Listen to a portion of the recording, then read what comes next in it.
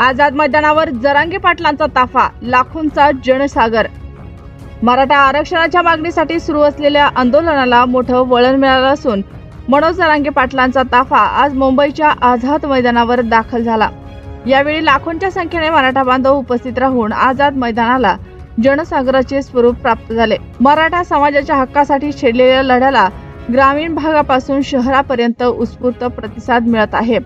ताफा मैदानावर दाखल होताच घोषणाबाजी, ढोल ताशांच्या गजरात संपूर्ण वातावरण भारून गेले। महिला व तरुण, शेतकरी, विद्यार्थी आदी सर्व समाज घटक मोठ्या संख्येने सहभागी झाले।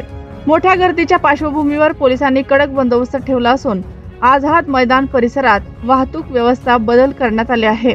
जरांगे पाटलांच्या नेतृत्वाखाली हे आंदोलन राज्य सरकारवर दबाव आणणारे ठरणार अशी चर्चा रंगली आहे।